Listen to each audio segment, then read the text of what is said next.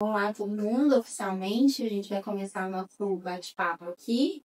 Meu nome é Thaís, eu sou biomédica, trabalho com estética já há alguns anos, porque antes de fazer a graduação em biomedicina, eu fiz a graduação em estética. Né? Para quem não sabe, acho que a maioria já deve saber, mas existe um curso superior em estética. E aí, quando eu terminei esse curso, eu senti necessidade, assim, de ter algo mais, de ir além daquilo que eu já tinha visto no curso de estética, e aí eu ingressei no curso de biomedicina. Eu sou formada pela UFMG, e desde então, mesmo durante a graduação em biomedicina, eu já atuava com a estética, trabalhei em algumas clínicas. Quando a gente está no começo, às vezes a gente atua até em salão de beleza, espaços menores, né, nos bairros, onde a gente tem mais acesso, né? E é a forma que eu acho que as meninas vão concordar comigo. Quando a gente está começando, é muito assim, né? A gente abraça as oportunidades que aparecem para a gente, e a partir daí a gente vai construindo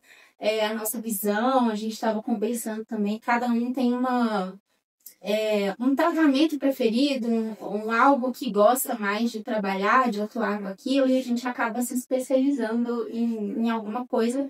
Mas eu acho que gerenciamento de envelhecimento é uma coisa que é comum entre nós três, assim. A gente tem um carinho pelo gerenciamento, porque é muito mais fácil a gente prevenir e tratar dessa pele, né, desse rosto ao longo dos anos, do que a gente chegar lá na frente e depois precisar reverter isso tudo.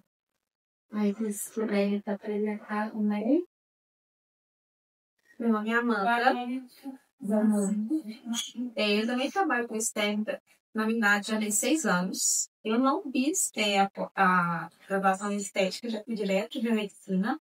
Eu não queria estética, tanto que eu escolhi estética no 10º período, no meu último período. E na época eu estava conversando, e tem coisas na estética que eu vejo que eu não gosto. Eu acho que tem marketing muito agressivo. Tem muita técnica que eles falam que funciona, na verdade não funciona. E na época eu vi uma estética muito sem ciência. Então eu não entendia como que eu ia trabalhar com algo que eu não acreditava. Só que aí eu fiz o meu estágio em análises clínicas. Gostei, mas eu não me senti valorizada enquanto profissional. E aí me pus a pensar no que eu vou fazer. E aí veio a estética, eu fiz. Gosto muito, tem uma linha que eu gosto de seguir de gerenciamento. Para mim não que os outros procedimentos não sejam importantes, mas para mim não adianta eu preencher o rosto e a pele não estar bonita. Porque eu acho que a saúde da pele ela vem primeiro. Então é a área que eu gosto, o resto para mim vem complementando.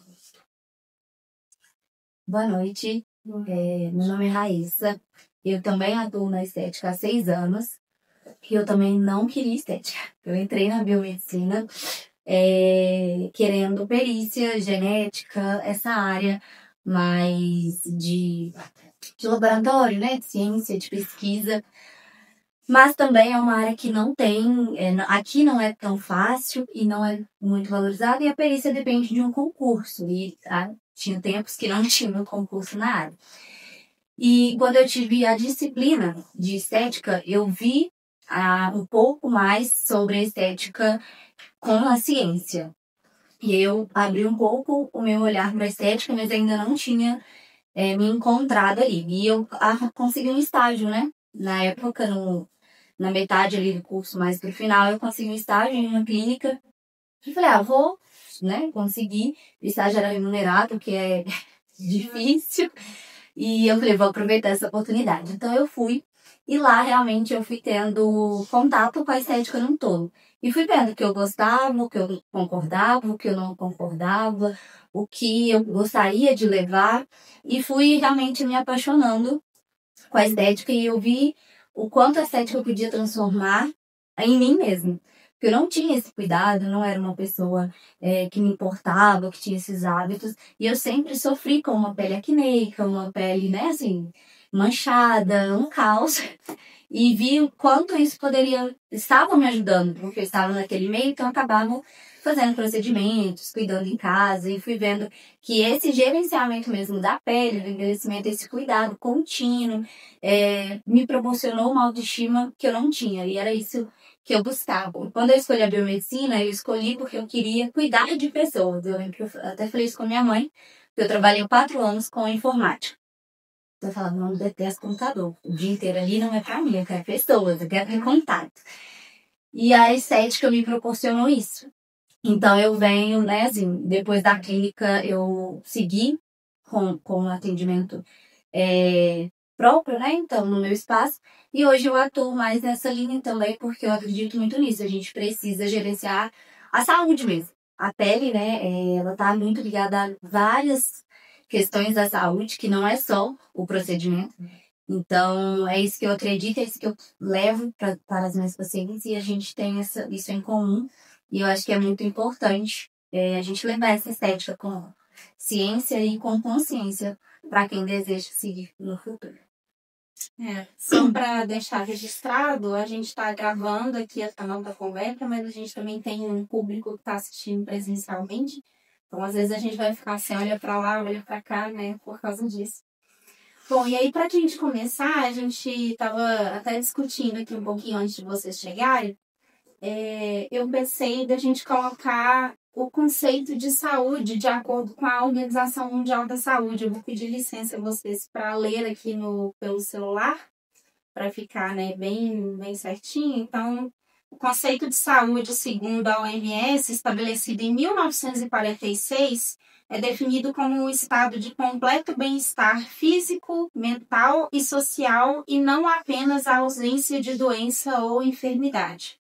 Essa definição amplia o entendimento de saúde para além do aspecto biológico, incluindo fatores psicológicos e sociais que contribuem para a qualidade de vida do indivíduo.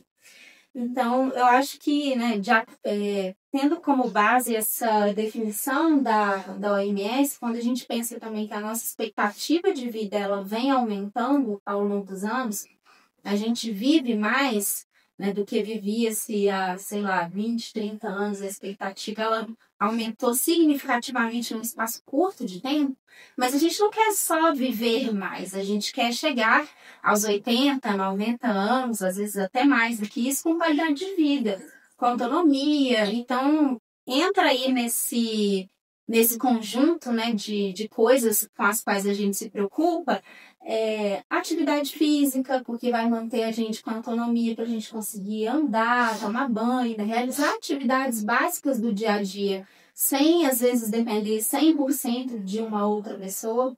E a estética, ela entra muito nisso também, porque quando a gente envelhece, nosso corpo vai mudar, né? E as mulheres ainda têm um fator a mais que eu considero muito, que é o fator hormonal. A gente tem variações hormonais ao longo do mês ali com o ciclo hormonal e os hormônios interferem muito na nossa pele. A gente tem gestação, que aí os hormônios viram de cabeça para baixo. Quando a gente fala de gestação, eu sempre me lembro muito de que a minha pesquisa de doutorado atualmente ela envolve gestantes.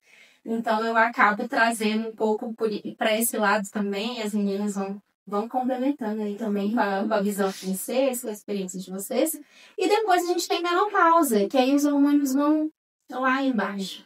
E essa baixa hormonal, ela interfere muito na qualidade da pele. Se vocês tiverem oportunidade de conversar com pessoas pós-menopausa, me conta, como é que ficou a sua pele depois que a fase reprodutiva da vida passou? Você pode ter certeza que a pessoa vai relatar alguma coisa. A pele fica mais seca, mais sem brilho, mais sem vício.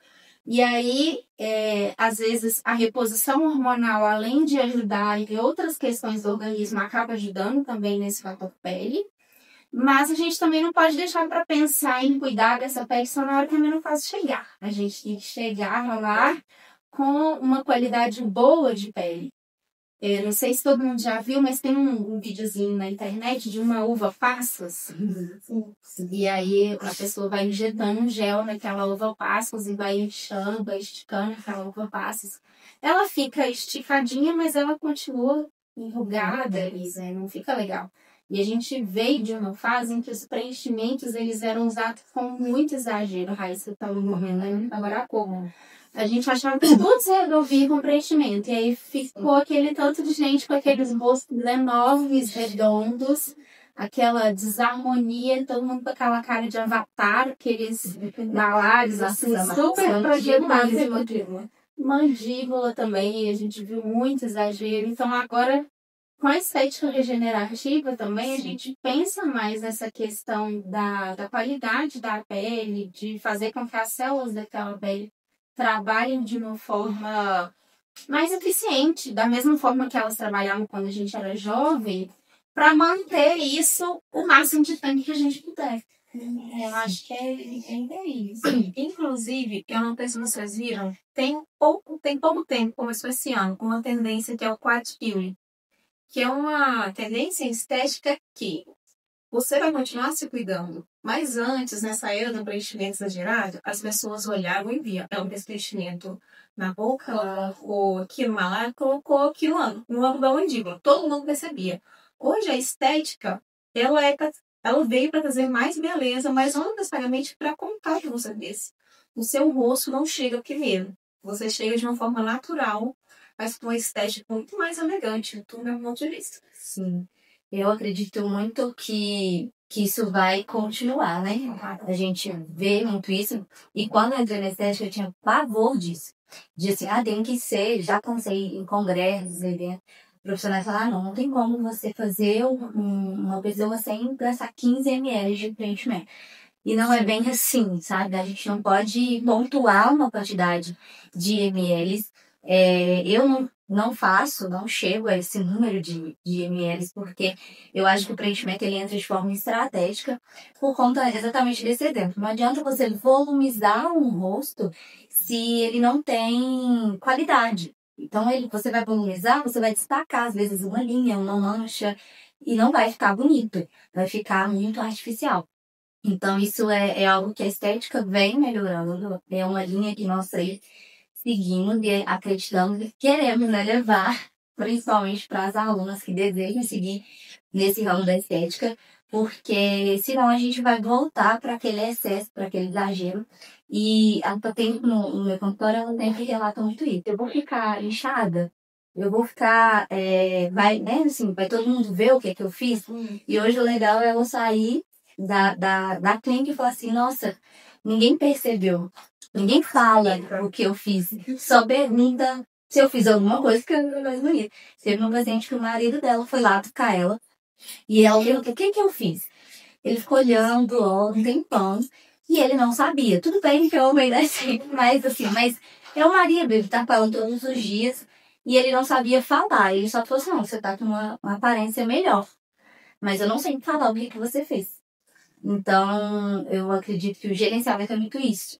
E, igual a Thaís falou, não esperar chegar a menopausa, chegar essa baixa de hormônio e tratar de forma preventiva, que eu acho que é o principal para se a gente deseja, né? Não é que não dá para tratar, mas a gente está envelhecendo todos os dias. Uma pele que a gente previne, a gente vai precisar de menos procedimentos e menos tempo para cuidar do que a pele que já envelheceu há muito tempo. Então não adianta você chegar lá na frente e querer reverter isso em pouco tempo, gastando pouco em poucas sessões. E com bom produto, com bom produto de preferência. Então, às vezes, nos pedem milagre. E não tem milagre na estética. Um resultado rápido, entre aspas, pode vir com um lifting cirúrgico. Mas até passar aquele tempo de recuperação, vocês também vão ter um tempo, né? Para chegar no resultado que vocês querem. E depois vai seguir, o envelhecimento vai continuar. Então, tem pacientes que já fizeram lifting e continuam fazendo bioestimulador e botox, por exemplo. Porque tem coisas que não vão ser solucionadas com a cirurgia. E o envelhecimento, ele não para. Por isso que é algo que você está sempre por isso que gerenciamento. Não é um tratamento que você vai fazer e pronto, né? Pensa assim, quem vai no cardiologista não faz acompanhamento, cardiológico, existe um acompanhamento estético, a partir das demandas que aquela pessoa traz, das características de cada um, né? Exatamente. Tem uma frase sua que você sempre fala e que pra mim ficou assim. A Amanda fala assim, gente, eu quero me manter no auge. Pra mim, essa é a melhor. Eu não sei se você já ouviu a Amanda falar isso. Eu falo isso direto, porque assim, eu até comentei com as minhas amigas que eu tenho um procedimento que eu ainda não fiz, que é fio de PDO. E eu faço. Eu quero colocar fio filler, que é um fio que estimula colágeno nessa região de olheira. E aí, quando eu falo com as pessoas, elas falam assim, mas Amanda, você não tem linha aí de baixo. Eu falei, exatamente, amor. Eu não vou ver. Quero ter. Vocês não vão ver linhas minhas pra falarem que eu tô envelhecendo. Eu não vou ter. Eu vou começar antes de ter. E aí, eu vou colocar uma vez ao ano. Eu vou manter a qualidade da minha pele. E aí, todo ano eu faço um pouquinho. Manutenção. Só que se você já tem linhas, e isso não depende só da idade, vem muito da genética também, você vai precisar fazer aquele procedimento, às vezes, 2, 3 vezes ao ano. Então, tudo depende muito. Então, a minha ideia é realmente prevenir. É isso que a Thais falou. Eu quero ficar no auge. Eu não quero ser a Lindsay Lohan, que foi lá no subsolo e voltou. Que surgiu. Eu quero ficar aqui. Dá mais trabalho, dá mais pra trabalho. voltar. E a Amanda falou isso, né? Quando a gente espera chegar lá, tem como tratar. Mas são muito mais procedimentos, muito mais demorados, muito mais lições, é um tempo. Então, assim, pra que chegar? Se eu posso prevenir, né? Eu penso muito assim também. Os pacientes acham que eu não faço nada. Eu falo, gente, obrigada. É isso que eu quero. A gente adora. Obrigada. Objetivo de vida. Sim, e antes eu tinha muito. Eu sempre aparentei ser mais nova. E antes eu achava que isso assim, nossa, eu não gostava, né? Hoje eu acho ótimo. Eu falo, esse mesmo. Quando eu tiver 50, os lá vão me dar 40. Eu vou estar muito feliz com isso. E isso, hoje, a gente tem muito mais oportunidade de prevenir. Eu pego como exemplo a minha mãe. A minha mãe, assim, ela, em relação à idade, por isso que a genética conta muito, ela não tem muitas linhas, assim, sabe? Debaixo dos olhos, até região de testa mesmo, linha de expressão é pouco. Mas ela não fazia nada porque não era tão acessível. E eu entendo no caso dela, né? Assim, o básico que ela fazia era um cuidado em casa. Mas depois que eu entrei, eu falei, não, mãe, vamos fazer alguns procedimentos e tudo mais. Mas assim, ela não tem muita coisa. E ela falava, mas não me incomoda. Eu falei, então, a gente vai fazer antes de te incomodar. Porque depois que incomodar, ela ainda já vai ter um fator da idade que internamente, né, questão de células, né, da renovação celular dela já vai ser diferente. Então, quanto antes eu entrar com isso, melhor.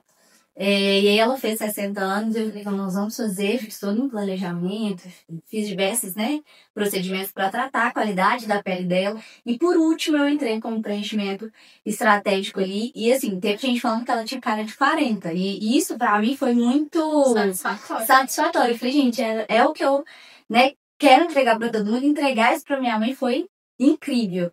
Então, assim, a gente consegue fazer, mesmo, né, com mais pra frente a idade, mas isso depende muito. Hoje eu atendi uma paciente bem mais jovem com muita marca na região da olheira. Então isso é muito relativo. Então a gente, uma pergunta que eu recebo muito, acredito que vocês também, com qual idade, né? E aí o povo começa ali, agora 30 anos. A gente não pode se basear em idade. Cada pessoa tem a sua... Aproveitando isso, eu trouxe uma pergunta que eu quero fazer, que eu quero discutir aqui, porque podemos ter pontos de vista diferentes. Qual o primeiro sinal que vai despertar a necessidade de iniciar o gerenciamento de envelhecimento? Qual é o primeiro sinal para vocês? Nossa, para mim, eu acho que uma das primeiras áreas que denunciam é a dos olhos. Porque é uma pele muito fininha, né? Até em relação ao restante do rosto mesmo, essa pele ela já tende a ter mais placidez. E quando a gente usa maquiagem, a maquiagem vai acumular ali na área dos olhos. E aí a gente tem uma gama de coisa que pode aparecer ali, desde olheira, profundidade, porque aí eu vou depender de estrutura óssea daquele rosto, eu vou depender de quanto de gordura tem naquele rosto. Eu tenho vascularização, que pode ser melhor, maior ou exagero, e eu tenho olheira vascular, a gente tem flacidez, a gente tem bolsa de gordura, a gente tem pálpebra gordinha, então assim, olha, eu acho que eu poderia ficar aqui o resto da noite só citando alterações que a gente pode desenvolver, que podem aparecer nessa área dos olhos. Então, eu acho que, a meu ver, assim, e eu sinto isso em mim, tá bem? Não sei vocês, mas assim, a área dos olhos, ultimamente, eu tô até precisando seu consultório. A gente fica dropando figurinhas umas das outras, né? Eu concordo que a área dos olhos é um ponto, mas essa região de bigode chinês, digamos assim, que é a procura que eu mais tenho. As pessoas chegam e falam assim, tô achando que o meu bigode está começando a marcar. E pode ser por diversos fatores. Pode ser por uma, né, queda mesmo, falta de gordura, coxinha de gordura, ósseo, flacidez. Então, aí a gente precisa avaliar certinho. Mas eu acho que o sinal é a pessoa, é quando ela sente mesmo, porque a pele, ela não fala muito. Então, assim, eu gerencio, eu comecei o meu cuidado pela acne. Eu não tinha nenhuma linha, não tinha nenhuma profundidade. Era a acne que me incomodava. E eu sabia que se eu não cuidasse dele da acne, eu ia gerar manchas, e dessas manchas eu ia, né, encadeando outras questões.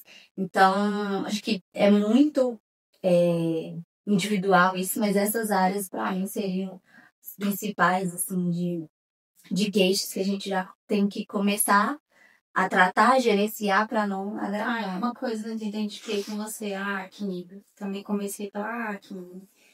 Eu tive um cisto na minha fase crítica de acne, assim, desse lado da bochecha, que eu não conseguia dormir desse lado, que doía, né? Eu colocava a mão, assim, parecia que tinha um caroço de feijão dentro da bochecha. Não é aquela acne que tem um porozinho, que você vai lá no espelho e espreme pra adolescente faz isso, né? Embora não deveria. Eu fui ter acne ali com 13, 12 anos, morei nessa cidade. E precisei usar Roacutan, porque realmente chegou num nível, assim, que tava tenso, eu já não conseguia dormir mais desse lado. E aí ficaram as cicatrizes de acne, né? E aí a coisa vai se desdobrando e meu interesse pela estética também, eu acho que partiu muito daí, assim, dessa dor da acne que começou com a dermatologista e aí vai se desdobrando, assim. E você, Amanda? Esse envelhecimento. Eu acho que os dois pontos que vocês falaram são muito importantes, né, de bigode chinês, que é quando a face já tá começando a ter uma leve. Se vocês estão vendo marcar o bigode chinês, gente, tá começando a ter flacidez. Esse é o ponto que já você pode começar a pensar no vestibulador. A região dos olhos foi a região que começou a me incomodar depois dos 30, estava com uns 33. Foi quando eu fiz meu primeiro preenchimento de olheiras. Por quê? Eu não tinha, gente, nada até essa idade. E a gente não percebe quando começa, só quando você vê uma profundidade assim lá que tá marcando. E aí eu falo, gente, mas eu não era cansada assim. O que tá acontecendo? Porque quando você tá com olheira, você acorda com carinha de cansado. E eu não tinha isso. Falei, eu era jovem. O que tá acontecendo? E aí eu comecei com um preenchimento nessa região por isso, porque a minha jovialidade tá indo embora. E agora tá ok. Eu tava falando com as minhas também, eu tô precisando preencher de novo, só que como eu já fiz 2 vezes, 2 anos, então agora tá mais ok. Porque o preenchimento ele não vai embora totalmente sem outra coisa. Então hoje a minha olheira, embora eu esteja mais velha, ela não está tão pronunciada quanto ela estava, por exemplo, quando eu comecei.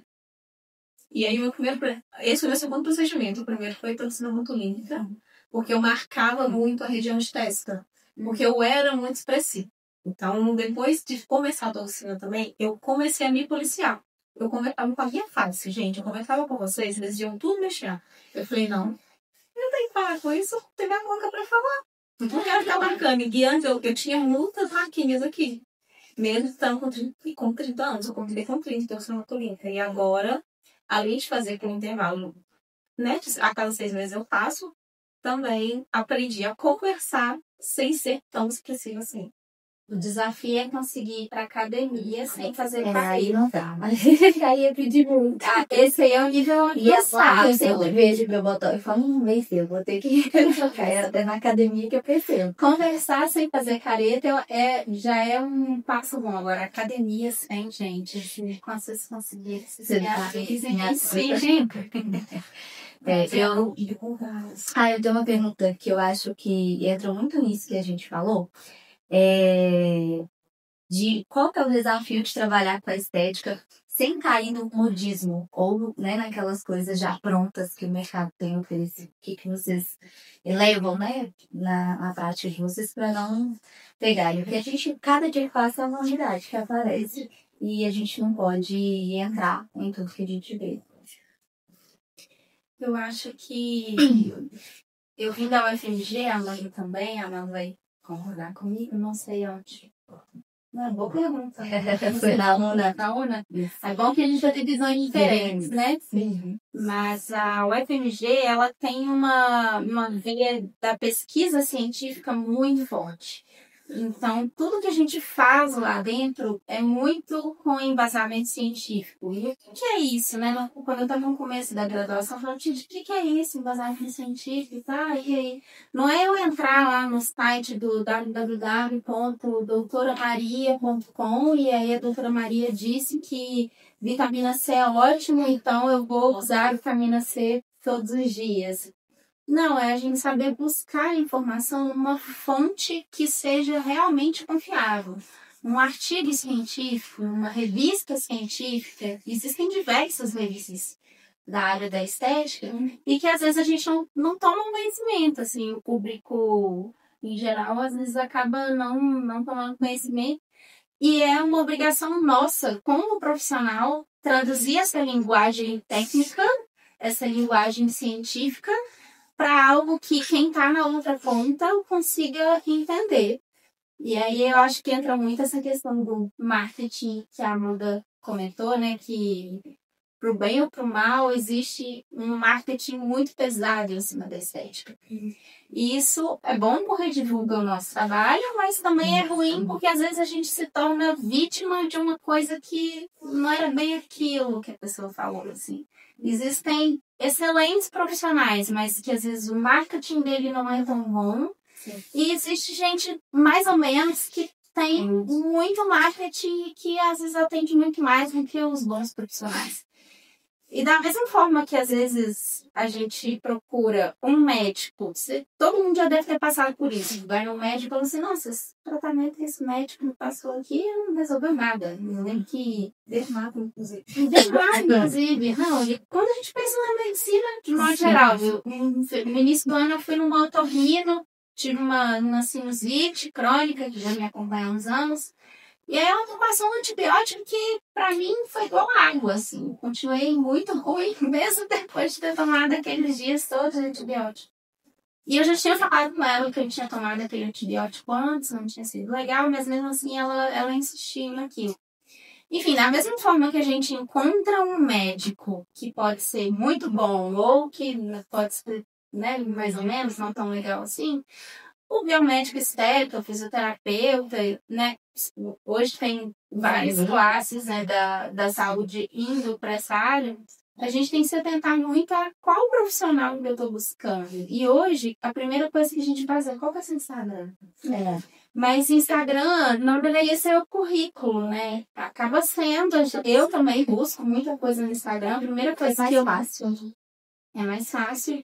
Mas eu acho que essa consciência também de, tipo assim, peraí, deixa eu ver aqui onde essa pessoa, que cursos ela fez, como ela se comunica, ela tá dizendo as coisas baseado em quê? A bola da minha cabeça, sabe? Porque tem muito disso. Aí no auge. Porque tá no auge, exatamente. Então, cabe a gente trazer essa informação científica, assim. Eu acho que é uma responsabilidade do profissional e para quem está a fim de entrar nessa área, de ir trabalhar nessa área da estética, saiba disso. Não é oba-oba, não é só glamour. A estética tem um glamour? Tem. Porque querendo ou não, né, entra nisso, o pessoal fala isso. Trabalho Mas com se- imagem, é um luxo, né? Não é uma prioridade, às vezes. Exatamente. Mas precisa desse lado de saúde. Eu acho que foi muito por isso também que eu pensei em trazer o conceito de saúde da Organização Mundial da Saúde, porque quando a gente pensa que a nossa imagem afeta a nossa autoestima e a nossa confiança, poxa, todo mundo quando sai de casa bonita, arrumado, você se sente mais confiante. Tem dia que quando eu tô assim, me sentindo bem, eu tô um furacão, um trator, eu passo por cima do que aparecer. Mas aquele dia que eu acordo de manhã e olho no espelho, não tá legal, sabe aquele dia que o cabelo não tá bom de jeito nenhum? E aí, assim, isso influencia no nosso, na nossa atuação, na nossa confiança em como a gente produz. Eu vejo muito isso nas clientes também. Elas, quando né, elas ficam satisfeitas com o resultado, a gente recebe muitas mensagens. Sim. Nossa, eu tô amando, tô isso, tô aquilo. Então, assim, é muito bom esse lado. E a gente tem que ter esse cuidado, assim, do científico de buscar a informação no lugar certo. Teve aquele caso, infelizmente, daquele rapaz que faleceu, né, que fez um microagulhamento com peeling de fenol. Não foi microagulhamento. Não, Ela passou bisturi um bispiri. para que ele tenha mais o peeling. Eu queria saber, assim, De onde ela de onde ela tirou essa ideia? Porque foi muita coisa, Foi rápido. Vocês viram? muito rápido. O rapaz faleceu. Quem não viu, deu uma pesquisada, acho que vai ser fácil de encontrar. Né, vocês colocam um profissional, rapaz, faleceu após peeling de fenol. Vai estar o peeling de fenol, mas a culpa não é do fenol, tá, gente? É da forma que foi conduzida a prática da profissional. E eu assisti uma entrevista dela e ela começa a falar assim, não, eu fiz um curso online. Eu vou... Ah, você tem informação em estética? Não, não tenho. Umas coisas assim, sabe? Que às vezes a gente fica meio chocado. Foi uma fatalidade, foi muito triste o que Foi muito aconteceu. Houve previsão. Houve a proibição do uso do fenol, e aí eu acho que os justos acabam pagando pelos pecadores. Eu não trabalho com fenol, mas existem excelentes profissionais que trabalham e que têm resultados muito bons. E que tiveram que se reinventar depois da proibição do uso do fenol. E acredito que ela procurou esse curso online pela moda, porque está bem alto. Senão o peeling no seu estágio. E na estética vai bem modinha até mesmo. Aproveitando que ela falou da modinha, eu trouxe uma questão para discutir com as meninas, porque eu quero que vocês tenham pontos de vista diferentes. Eu sou injetora, gente. Eu não gosto muito de manipular a máquina. E aí, o que eu tenho visto de 2, 3 anos para cá? Labian surgiu outra forma, agora já veio Pison. Então, há 2 meses atrás eu vi o Labian Day. Agora eu já tô vendo Pison Day. Eu fiz um curso de Pison hoje. Pois é. E aí, assim, eu fico assim, qual é o embasamento para uma coisa que surgiu ontem? Não que você não tem que fazer o curso, mas eu não vou aplicar nos meus pacientes. Por quê? Tudo que essas máquinas fazem, eu sei fazer com que tem embasamento científico. E aí, eu estava pesquisando, inclusive, sobre o Transformer. Aí eu vi um artigo, eu acho que esse artigo provavelmente da própria empresa que fez a tecnologia. Não existe nada falando, está escrito no artigo, na conclusão. Pode enviar para você. Falando sobre os efeitos a longo prazo. Mas sabe eles falam muito sobre arqueia sobrancelha. Lá fala, o efeito imediato é comprovado. Vocês querem algo duradouro. Então, assim, eu tenho uma crítica a isso. Então, assim, quer dizer que eu não vou usar? Não. Deixa as pessoas irem usando. Quando eu ver que sedimentou, se eu sentir que é necessário, eu coloco minha prática clínica. Mas hoje eu não sinto segurança e nenhum profissional que me falou sobre me trouxe essa resposta. Esse respaldo, até porque ele não tem. Então, existem outros segmentos que fazem a mesma coisa, que já tem artigos científicos que comprovam. Então, eu não sou das modinhas. Quem vai ver o consultório não vai ver a Laviandeira, não vai ter Pison. Ultraformer eu ainda também não sinto segurança. E o que eu acho importante em relação às modinhas é vocês terem senso crítico. O profissional que trabalha com isso, ele vai querer te vender isso. Ele vai ter embasamento, tendo embasamento ou não. E eu estava vendo uma professora minha, uma ex-professora, me mandou um rios de um cirurgião. E ele é cirurgião, então quer fazer lifting. E ele estava falando sobre o excesso de procedimentos injetados para acreditar. E aí ele falou sobre pessoas que têm fibrose, ou estimulado mal feito. Falou de pessoas que estão tendo o SMAT, que é uma camada que fica por cima do músculo, que foi queimada por causa de ultrassom microfocado. Então, assim, tem coisas que estão aqui acontecendo que a técnica pode estar errada e não tem comprovação ainda pra gente saber o que vai dar lá na frente. Então, eu não gosto de modinhas. Então, por enquanto, eu tô no que já está embasado. E quando eu sentir segurança e necessidade, eu coloco no meu consultório, porque eu sei que vai ser seguro pro meu paciente e pra mim, que eu não faço nada nos outros, eu não tenho coragem de fazer na minha pele. Eu acho que isso é muito importante. Eu também não, até o momento, né, não trabalho com nenhum equipamento. Na clínica que eu fiz estágio, trabalhei por um bom tempo. Tinha uma fisioterapeuta, dermato, né, lá, e ela é 100% de tecnologia. Ela tem um conhecimento enorme em tecnologias. E assim, né, eu ainda tinha alguns equipamentos, laser na época. Cada época era um laser novo que aparecia, mas com o mesmo intuito, sabe, gente? Então, e hoje veio o avião, veio o Bison, e eu ficava assim, mas peraí, tudo que ele proporciona para a pele, eu consigo proporcionar com procedimentos que estão há muitos anos no mercado, que tem comprovação a longo prazo, como ultrabrilhamento, peeling químico. Por que eu vou fazer só porque é moda? E, infelizmente, os pacientes, eles procuram pela moda, tá? Não vou falar que não tem. O paciente chega lá e fala assim, mas você tem um avião? Vai fazer labial? Eu falo, não vou fazer. Por quê? E aí eu explico, igual a Thaís falou, cabe a nós explicarmos, né, de forma que seja mais fácil deles entenderem o porquê que você não escolhe aquela tecnologia ou porquê que você escolheu aquele procedimento para ele em específico. Então, assim, ela é muito boa com o equipamento, ela, né, acredita naquilo e ela só faz aquilo. Ela não trabalha com injetável, ela não trabalha com outra coisa. Essa profissional só trabalha com equipamento. E aí eu conversei muito com ela sobre o ultrassom microfocado, porque de todos esses, né, em alta, ele ainda é o que eu talvez um dia possa trabalhar com ele, mas ainda não, ela não me convenceu a 100% e eu tenho procurado, tenho estudado, porque eu acho que tudo associado, né, a gente fazer associar para conseguir trabalhar as camadas da pele é muito bem-vindo. Mas se eu consigo com outros procedimentos ou com procedimentos que eu já domino devido à minha prática, sim, eu não preciso inventar moda e correr riscos, né? Então eu também vou muito nessa linha, mas eu sempre procuro saber, né? Estudei sobre o labial, procurei profissionais, o Pison eu comecei a dar uma olhada para ver, mas não que eu não acho que não dê resultado, tá, gente? Porque às vezes a pessoa fala assim, mas você não faz porque não dá certo. Não, dá certo. Mas eu sou um pouco cautelosa. Eu prefiro ter um pouco mais de segurança. Então, eu acho que a gente tem que saber seguir uma linha sua mesmo. O que você acredita, sem ir pela onda ou por pressão de pacientes. Porque os pacientes, eles vão procurar algo que está em alto. Porque é o que eles têm visto, é o que está na mídia. E a mídia é o que comanda muita coisa.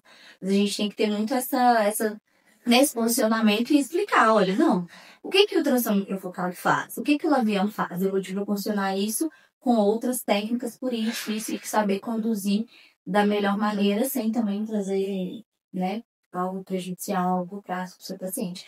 Um equipamento que eu não sei, né, se vocês trabalharam, mas era o endolaser. Eu também não, mas eu vi na época, foi um boom. Hoje você nem escuta falar tanto do endolaser. E todo mundo fez, não teve resultado satisfatório, né? Vai recuperar o fato dele, talvez, e tudo, mas a longo prazo, é a maior questão, a longo prazo, o que isso vai proporcionar? Sabe? Então, a gente tem que pensar muito nisso, porque é saúde. Eu falo muito de coisa assim. Por mais que a técnica, às vezes, ela é muito vista como né, assim, algo supérfluo, né, estética, mas é saúde. Você está tratando a saúde do seu paciente. E isso, nós, como profissionais da saúde, temos que ter, né, a noção de que a principal questão que a gente trata é a saúde. Então, se a longo prazo você não sabe o que isso vai causar no seu paciente, às vezes você está trazendo, né, algo prejudicial à saúde do seu paciente. Então, não adianta estar bonito com a saúde ruim por uma questão estética, sabe? Eu estou fazendo uma residência agora dentro da biomedicina estética.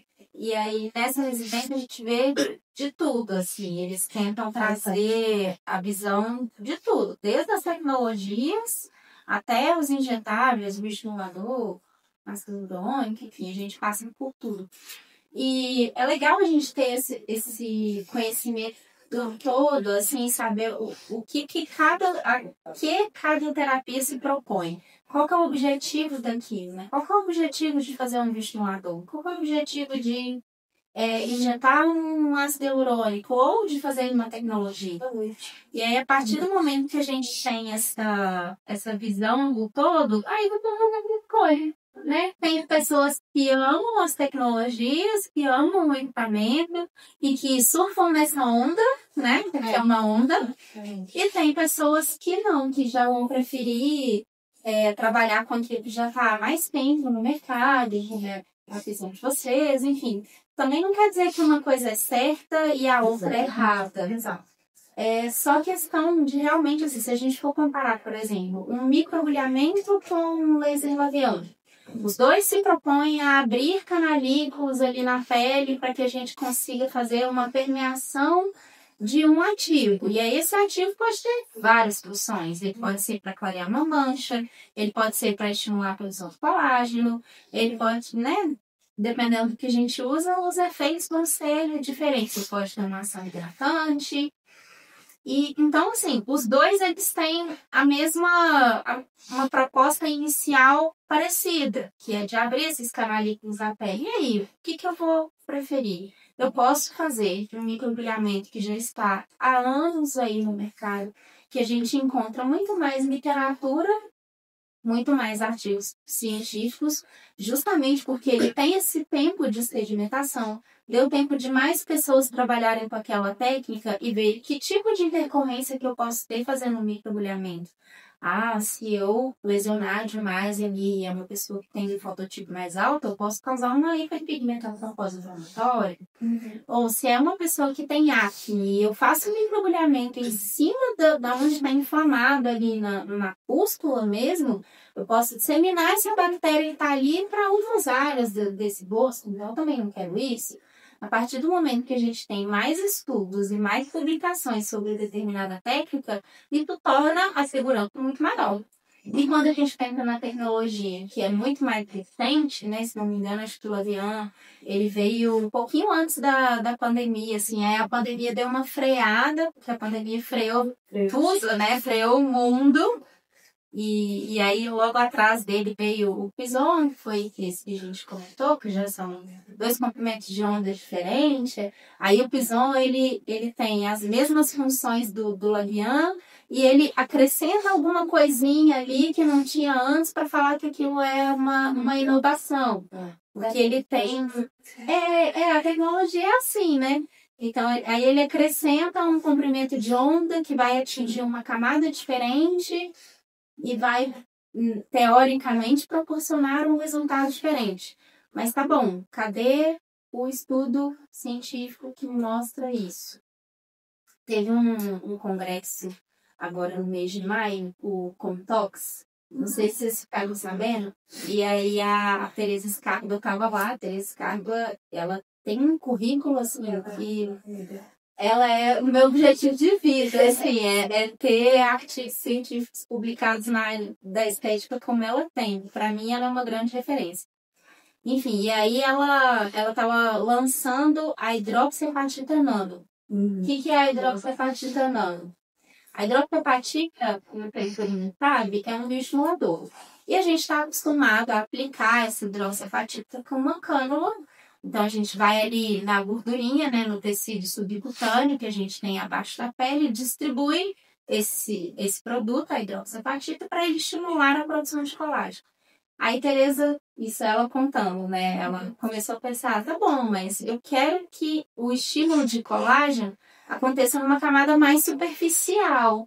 Eu não quero ele ali no subcutâneo, na gordurinha. Eu quero que ele aconteça na derme, que vai estar ali 1 milímetro para baixo, né, dependendo da região do rosto que a gente estiver pensando.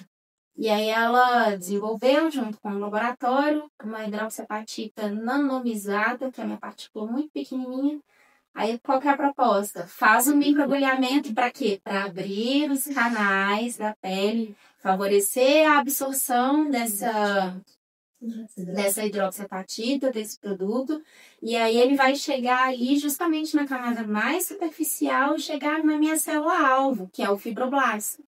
E aí, como que ela mostrou isso? Ela falou, ó, ela fez uma biópsia.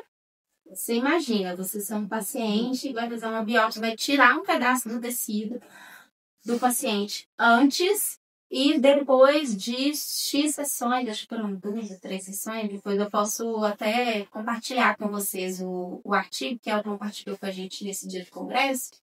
E eu vou passar meu Instagram para vocês. Quem tiver interesse, é só me mandar uma mensagem no direct que eu encaminho. E ela mostra lá na lâmina, no microscópio, a gente vê claramente a diferença da organização das fibras de colágeno. Tá bacana. Esse aqui eu acredito. Ela levou o tecido ao microscópio, corou aquilo e viu que de fato houve uma mudança naquele tecido a partir daquela aplicação. E aí ela mesma falou, gente, pode ser o microagulhamento para abrir esses canais, mas pode ser o Lavian também, que também vai ter essa mesma função. Enfim, se a gente for pesquisar lá numa base de dados, hidroxiapatita não, a gente vai ter muito menos artigo científico, porque é uma coisa que surgiu agora, do que de outras terapias que a gente tem aí já muito bem estabelecidas. Então, eu acho que é esse olhar crítico mesmo, que conecta muito com o científico, que foi você, que a Raíssa trouxe, de você olhar para aquilo ali e não só aceitar e dizer, eu acredito no que você está dizendo. Vocês não têm que acreditar em nada do que a gente está dizendo aqui. A gente está aqui numa conversa e vocês podem ter o olhar crítico de vocês e dizer, eu concordo com o que ela falou, eu discordo, não, eu acho que tecnologia é muito bom ou é muito ruim. Enfim, tudo isso depende dessa construção que a gente vai tendo ao longo dos anos, dos profissionais também, e eu acho de muito louvor, assim, a Tereza ter publicado esse artigo dessa forma, com esse nível de evidência, porque a estética ainda é muito carente desse tipo de publicação, desse tipo de estudo. Porque a gente tá aqui na rede social, no Instagram. É a foto de antes e depois, que às vezes nem é real. Eu conheço muita gente que pega fotos aí, edita e posta lá. Tem muita estratégia que tem gente que tá na moda postar o antes sem make e o depois com make com filtro de preferência, né? Tá na moda. Exatamente. Aí, assim, a gente, né, quando vocês olharem para uma foto de antes e depois, que aparecer lá no feed de vocês, olha isso, a iluminação tá a mesma, a pele da pessoa na foto antes tá da mesma cor da pele na foto depois, porque se eu colocar uma luz mais branca, uma luz ou mais puxado para amarelo, que é mais quente, né, mais frio, mais neutro. Depois eu quero mostrar para vocês, inclusive, que eu tô preparando o post para ele não tempo. Eu fui fazer uma viagem para casamento, tirei a foto sem nada, e depois tirei a foto com maquiagem. Eu tava com maquiagem muito boa. E aí eu falei, gente, a minha olheira sumiu. E eu tô vendo tanto antes e depois. Assim, depois eu mostro pra vocês. Só que eu não finalizei por quê? Eu vou fazer preenchimento de novo. Aí eu vou tirar foto sem make, depois do preenchimento. Pra mostrar um pouquinho antes, depois sem ser feito. Porque eu tenho uma crítica a esse tipo de post. Porque muitas vezes, um resultado que é comum parece extraordinário. E na verdade é só uma mão diferente, uma maquiagem. E um cabelo solto. Um cabelo solto. Né? Essa frase, amor, prende o cabelo, a pessoa deixa a pessoa assim, acabada. Não vai acabar, né? Depois linda, sim. E aí, gente, uma coisa que eu achei muito legal, que a Thaís trouxe a hidroxiapatita nano, o que eu achei interessante ter surgido? A gente já sabe que a hidroxiapatita funciona. Então, ela foi trazida na nova forma. Então, me justificando, por que eu gosto de microagulhamento? O microagulhamento, dependendo da caneta que você usa, ele apenas não abre poros, ele injeta o material. Então, quando o Lavian e uma caneta de só abre o poro é usado, o material, o ativo que você vai depositar, ele entra de forma passiva. E ele pode não entrar com tanta eficiência assim. Se você usa uma caneta microagulhadora, que ela entrega o ativo 100%, ao abrir um canal, ela já entra com ativo, a entrega é muito mais efetiva. Então, é por isso que eu gosto do mergulhamento. Eu escolhi a caneta, que ela não abre um poro. Ela entrega o meu ativo. Então, me entrega 100%. Então, a minha eficiência, ela é maior. E aí, também, eu vejo tecnologia também como uma forma de agregar valor para o produto. Fazendo um avião é muito mais caro que fazer um mergulhamento. Só que a eficiência, dependendo da caneta que você escolhe, você vai ter um resultado melhor no seu paciente. Então, quando você se forma, e quando eu me formei, eu não tinha esse senso crítico que eu tenho hoje. Eu fui construindo isso ao longo do meu tempo, sabe? E vendo o resultado, e questionando. Principalmente esses resultados de anos depois. Eu olhava assim, tá, mas essa maquiagem tá bom também? Então, eu acho que é isso que vocês têm que ver. Depois eu passo essa foto pra vocês verem. Porque vocês vão ver que eu tô vendo assim, uma maquiagem, minha olhada subiu. Eu não tinha feito nem procedimento. Poluí. E a estética, gente, ela tá em constante evolução. Então, vai surgir muita novidade. Mas não quer dizer que a novidade é ruim, tá? Então, é muito isso. Mas é porque é novo, é ruim? Não. Pode ser muito bom. Só que a gente precisa realmente ver se tem esse embasamento, ver se realmente funciona.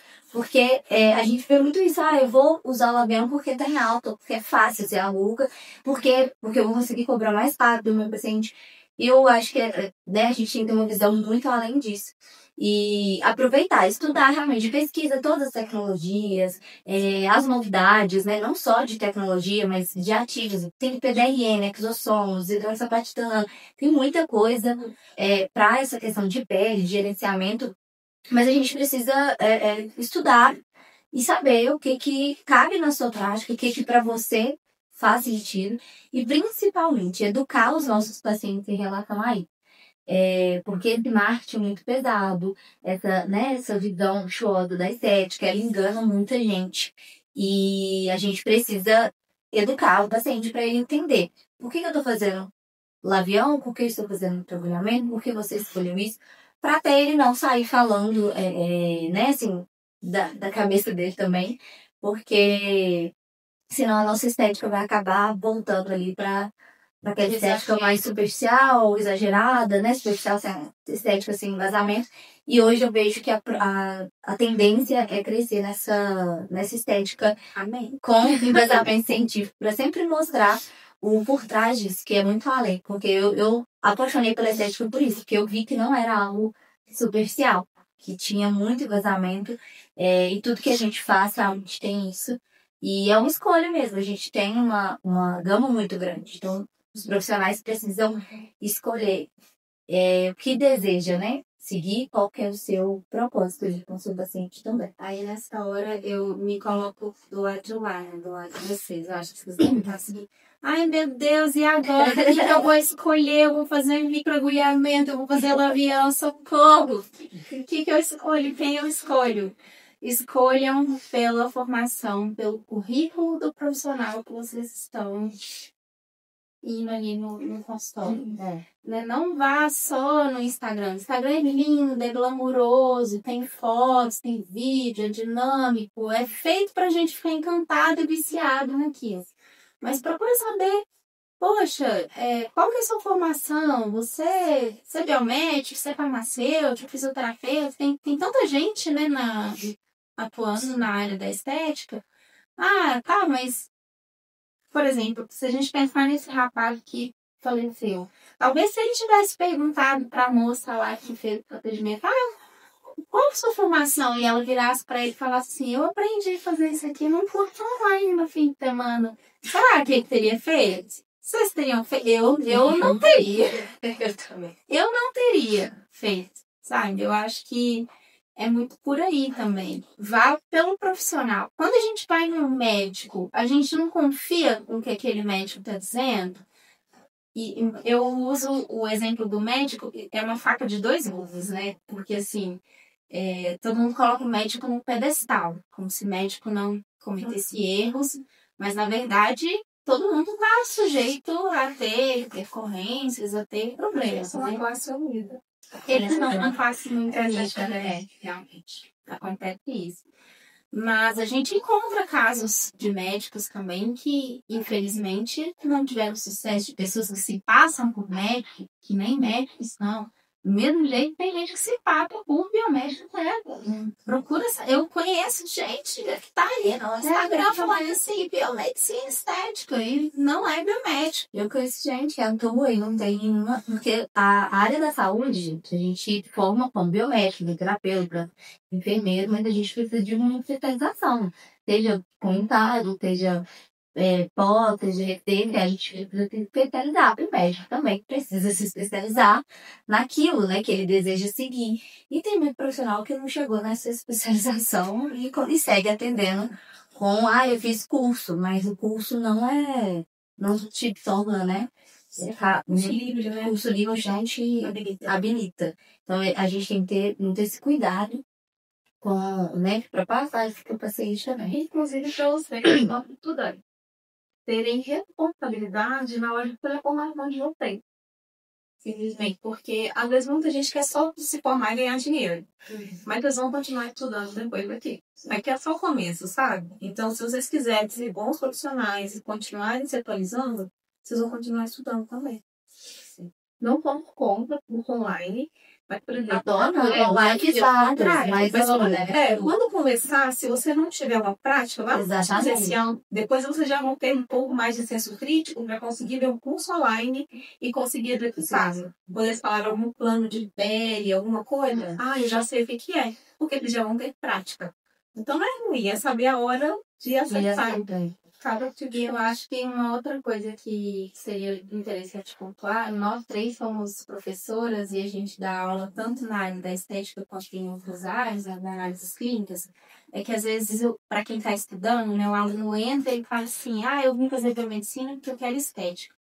E aí ele ignora tudo, sabe? Ele só quer uns 60%, ele quer a nota suficiente para passar e ele sai da graduação sem saber ler um hemograma. Pegando o biomédico como exemplo, porque nós três somos biomédicas e eu já vi muito isso acontecer. Dentro da residência, a gente teve uma aula, uma parte que era só de correlacionar exames do paciente com afecções estéticas. Correlacionar ali exames laboratoriais e às vezes até de imagem. Hoje tem gente usando ultrassom de imagem mesmo, esse que a gente vai fazer, para identificar, por exemplo, um caso de intercorrência de uma obstrução vascular, uma isquemia, ou para guiar o preenchimento. Então, se você aproveita mais ali a sua graduação, mesmo que num primeiro momento você olha para aquilo e fala assim, gente, eu não vou usar isso para nada na vida. Vai. No fim, você vai usar tudo. No fim, você vai usar tudo. Então, eu acho que esse é um bom ponto também para quem está cursando.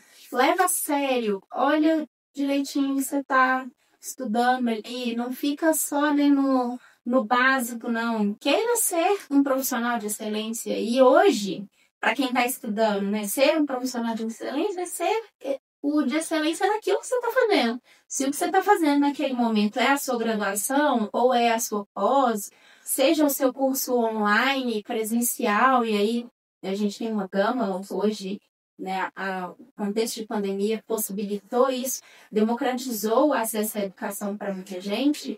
Então aproveita isso, sabe? Não deixa escapar entre os dedos, porque a gente chega lá na frente e às vezes a pessoa precisa entender ali de citologia da pele, de camadas da pele, o tipo de célula que tem na pele. A gente falou de fibroblasto, que é a célula que produz colágeno. Onde é que está essa célula? Em que camada que ela está? Ela está lá na gordura, onde eu estou injetando meu bioestimulador?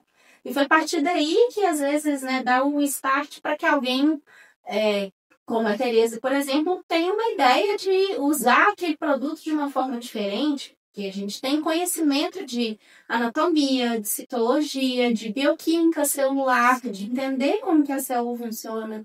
Quando a gente pensa em exossomos, por exemplo, qual que é a proposta do exossomo? É trabalhar a comunicação entre as células. Então, eu preciso entender de bioquímica celular para eu poder entender o que está acontecendo. Que estímulo que eu estou dando ali para que aquela célula volte a funcionar da mesma forma que ela funcionava quando eu era jovem, quando eu tinha 20, 30 anos. Né? Aí cada um pensa na cidade. Mas, enfim, tem esse ponto também, assim, né? De que às vezes a base precisa estar bem feita para você conseguir chegar lá no topo da pirâmide, na cerejinha do bolo, que é de fato injetar a toxina botulínica, injetar o preenchimento, o estimulador, para atingir o resultado que você de fato quer. E até mesmo para você conseguir estudar. Os próprios artigos, eles, né, mostram muito sobre histologia, falam muito sobre toda essa questão. Então não adianta, eu nem sábado lá o primeiro período, eu sempre falava isso, ó, gente, às vezes é chato, não é o tema que você gostaria, não é a matéria que você deseja, né? Assim, eu não vou me especializar nisso. Mas o curso, ele te prepara para se tornar realmente um profissional diferenciado, se você conseguir absorver tudo isso. Porque a biomedicina tem muita área de atuação, mas você aprende tudo porque você cuida da saúde no todo, independente da área que você vai atuar. Então, eu acredito muito nisso. E foi isso foi esse lado da estética que eu conheci através, né, na minha graduação com a professora. E fui vendo com outras profissionais que sempre me mostravam nesse sentido. E por isso eu gostei tanto. Porque eu realmente tinha uma visão muito vaga, né? Muito superficial da estética. E hoje eu vejo que isso é muito importante. Mas tudo que a gente aprende na nossa graduação, um pouquinho você vai levar em algum momento na sua atuação ali como profissional, você vai usar. E eu acredito muito nisso. Que a gente tem que tentar pegar um pouquinho de tudo para ser excelente no que a gente faz. E hoje a gente também as IAs para ajudar aí, né? Os chat GPTs da vida. Usem, tem que usar mesmo. Também não adianta a gente ignorar as coisas que vão surgindo. Mas não adianta também a gente ler o que o chat GPT está lendo e aceitar aquilo como uma verdade absoluta. Porque às vezes ele inventa uma coisa, né? Não tem, às vezes já tem o hábito de usar, a gente tem que.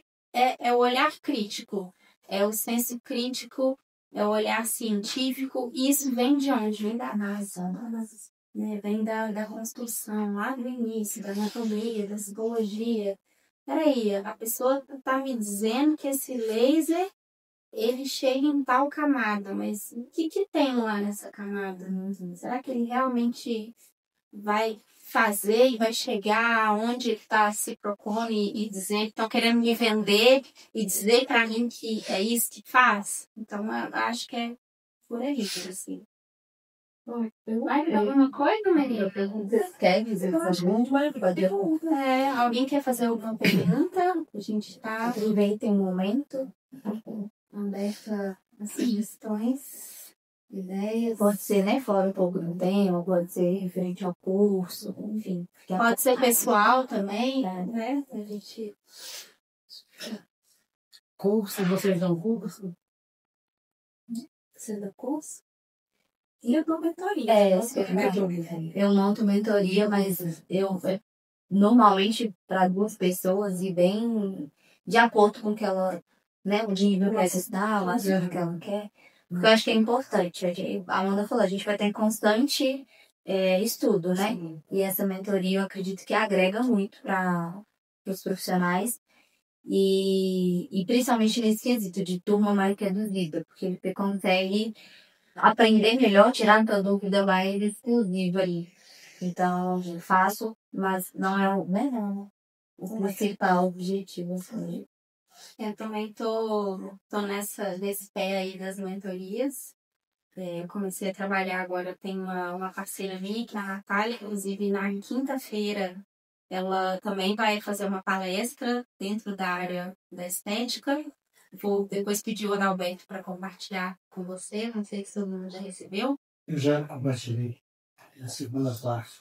Vai ser na quinta-feira, às 7 horas da noite, também aqui no campus, se vocês tiverem oportunidade de vir. E aí, junto com ela, a gente está iniciando, assim, começando a pensar nessas mentorias. Não sou eu sozinha, Sou eu e a Natália, ela já tem uma trajetória um pouco maior do que a minha. E é isso, a gente vai se apoiando em pessoas que a gente conhece também e trocando experiência, né? Acho que eu não sei se para vocês essa conversa foi tão enriquecedora quanto foi para mim. Talvez eu acho que para a gente aqui tenha sido até mais proveitoso. Mas acho que é isso. Alguém tem mais alguma pergunta? Pode falar. Eu sei que tem diferença de especialização para de curso. Aqueles cursos que tem que geralmente eles vão para um tempo para fazer para gente. Eu já fiz 2 cursos com cadáver. Eu gostei muito. Gostei muito mesmo. Porque quando a gente. Existem 2 tipos de cadáver. Tem aquele que é realmente o fresh frozen, que parece que a pessoa morreu há 1 hora atrás. É muito realista.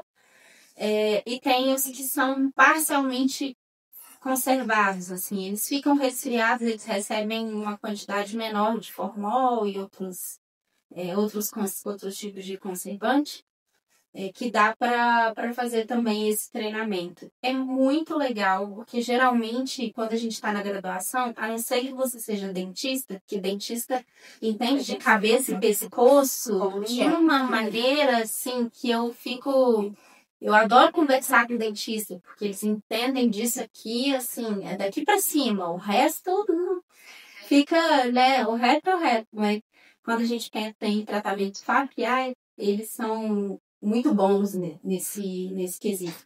E quando a gente vai para o cadáver, a gente tem a oportunidade de ver uma coisa que é importante, que é a variação anatômica. Por mais que todo mundo tenha uma artéria facial que sobe aqui, essa artéria, às vezes, ela está mais profunda numa pessoa, um pouco mais superficial no outro. Tem gente que, na maioria das pessoas, por exemplo, a artéria labial ela é mais profunda. Então, a gente tende a fazer um preenchimento labial mais superficial. Mas tem casos que ela está mais superficial.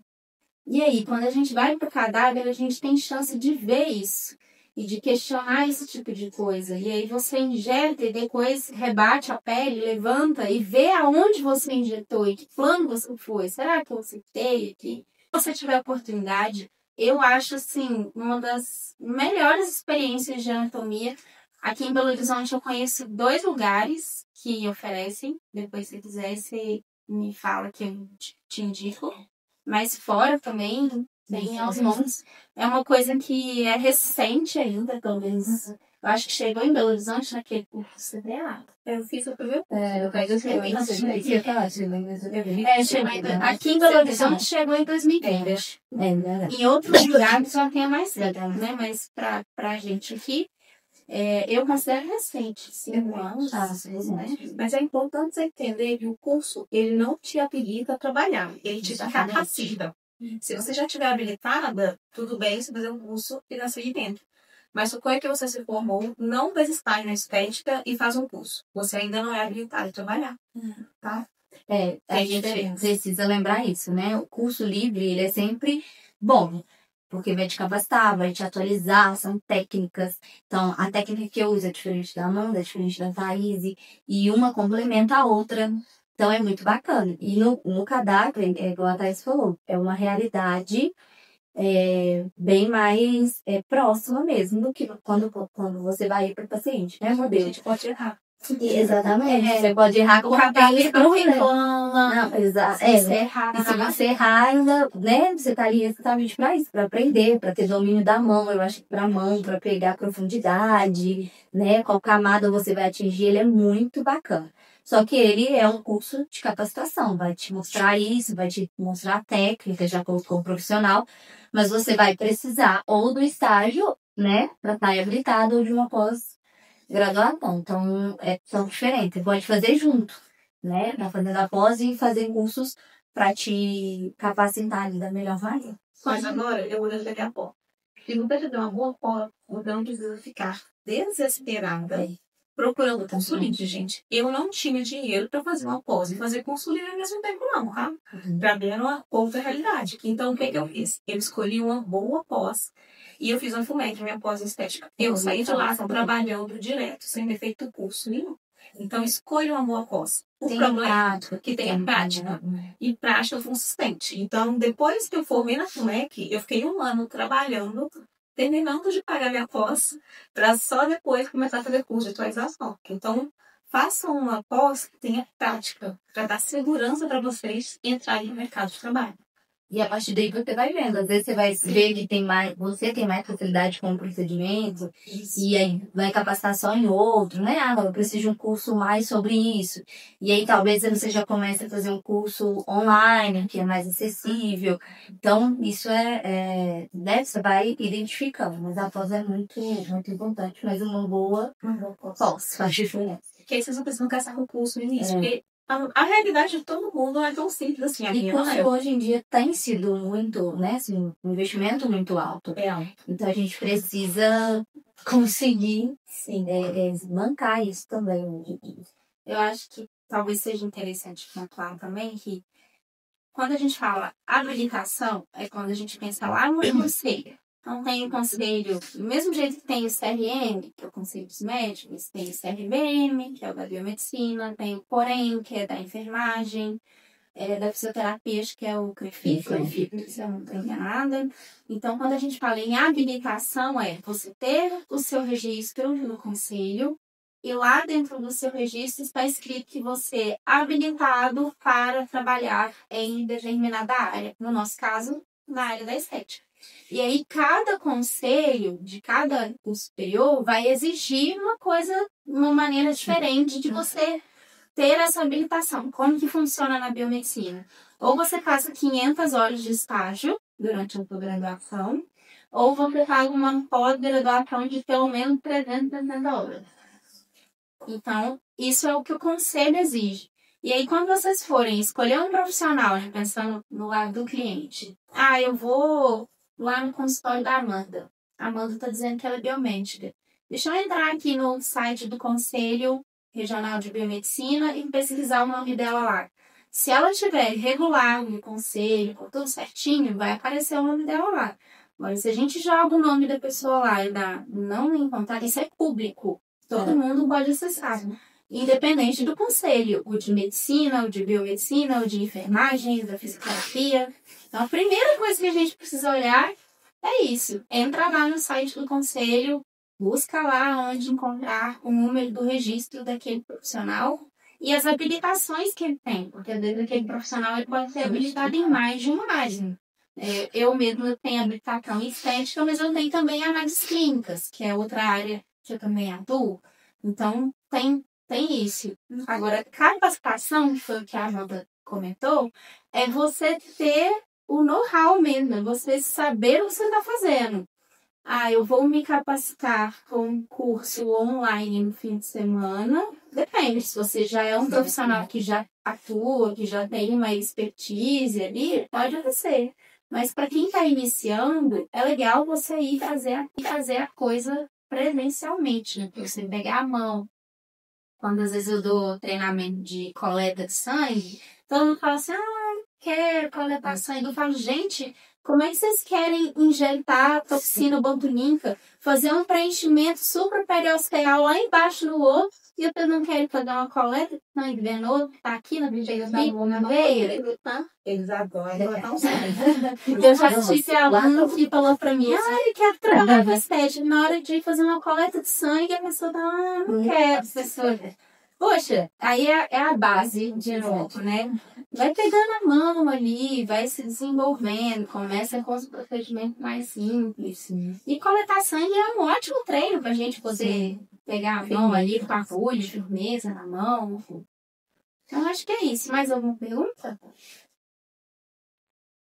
Deixa eu ter uma dúvida pessoal, porque muitas pessoas falavam assim, para quem tem olheiras genética, não tem nada aí, não sei o que, vivia a vida ouvindo isso. Então, eu procurei E a minha é bem profunda e o corpo, né? Agora não tá dando muito, mas um pouquinho.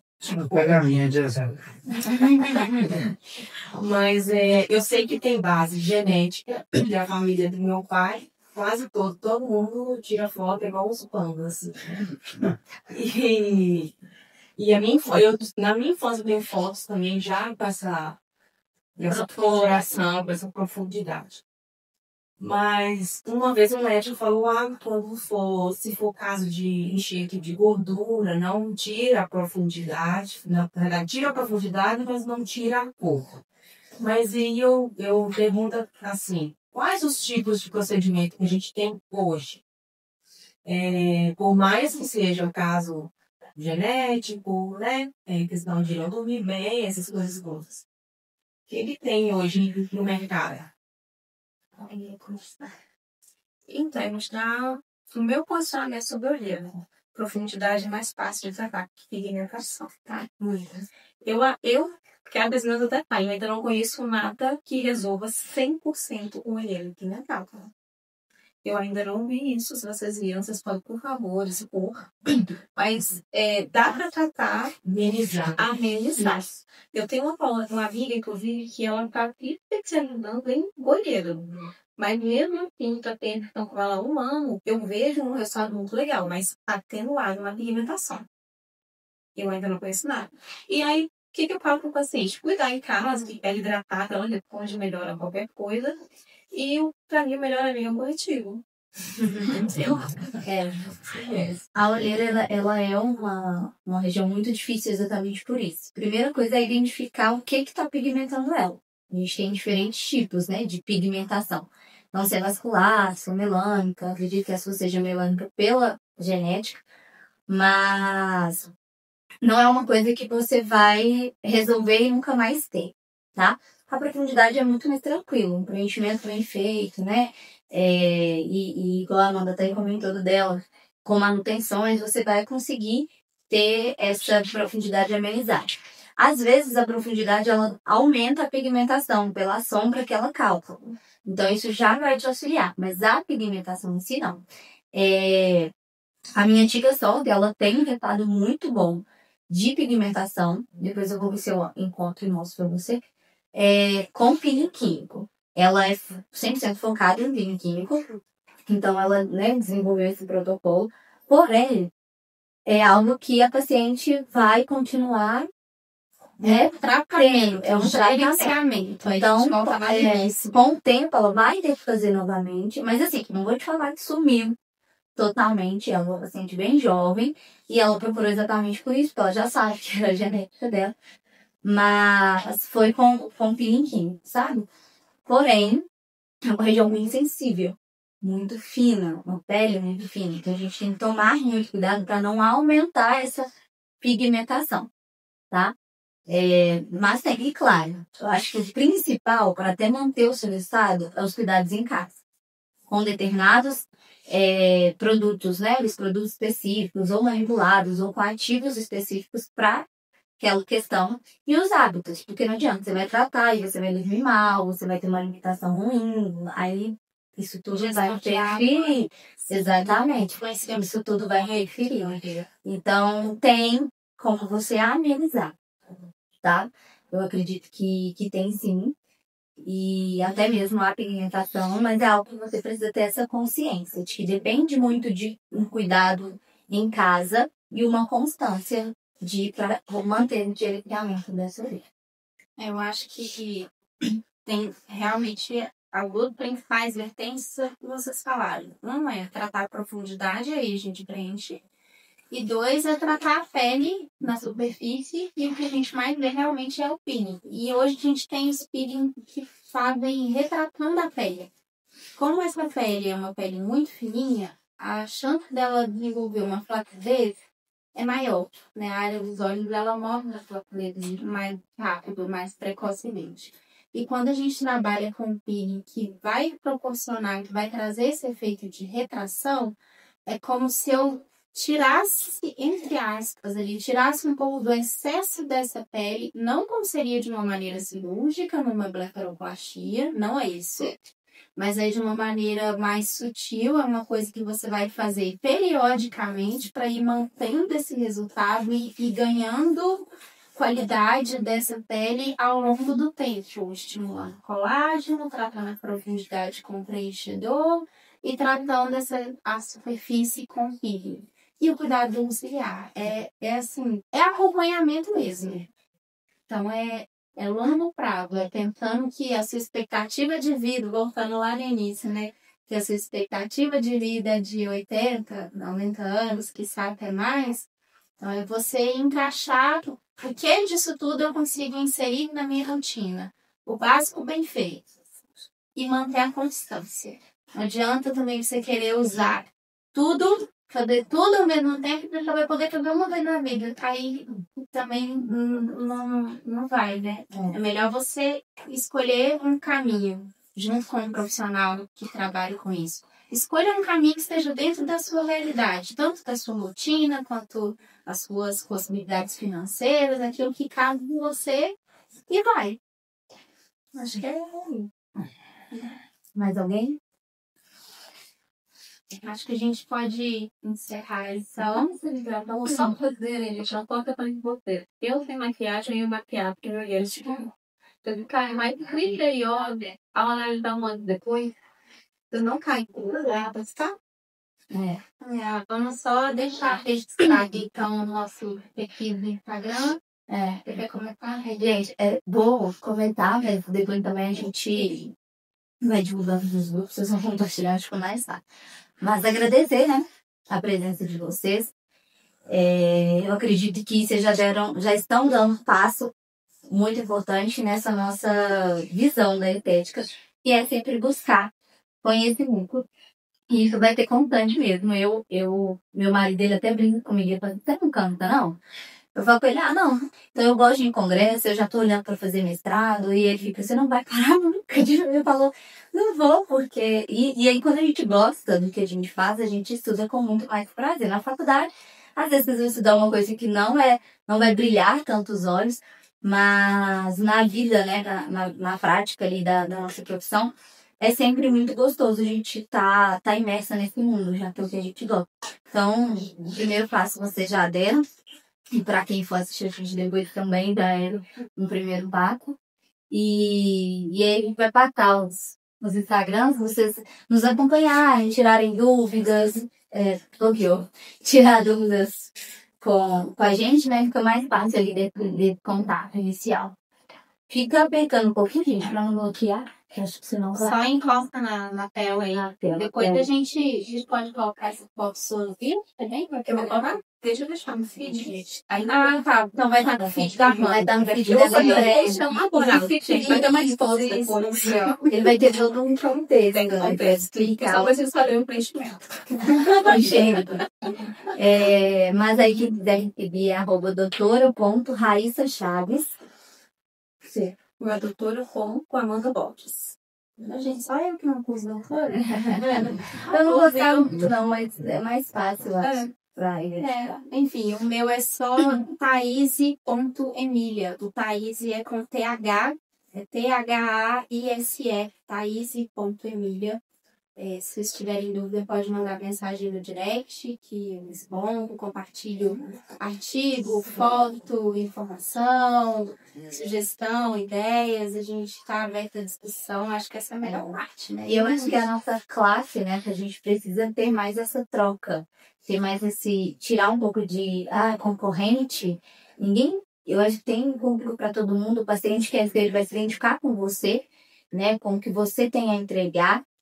E a gente tem essa troca, essa de vivência mesmo, de trazer a realidade, porque a Instagram é tudo muito lindo, a estética, os alunos falam comigo, a professora tem muito dinheiro porque ela trabalha com estética. Gente, não é assim, não se iluda que a estética vou fazer estética porque eu vou ter muito dinheiro. Não necessariamente. Claro que tem profissionais aí que chegaram em níveis incríveis, como também tem analistas clínicos que chegaram em níveis incríveis, com toda a carreira, tá? Da profissão. Então, eu acho que a gente tem que ter essa troca, compartilhar a vivência, a experiência, a realidade, que eu acho que tem muito a agregar no geral. Porque senão a gente acaba destruindo um pouco a nossa, né, a nossa área, que é muito difícil de valorização. Isso aí. O Adalberto tá passando a lista por gente. A gente vai colocar esse vídeo no YouTube, e aí eu vou passar o link do Adalberto para ele enviar para vocês compartilharem aí com quem vocês quiserem, né? Aí o céu é o limite, né?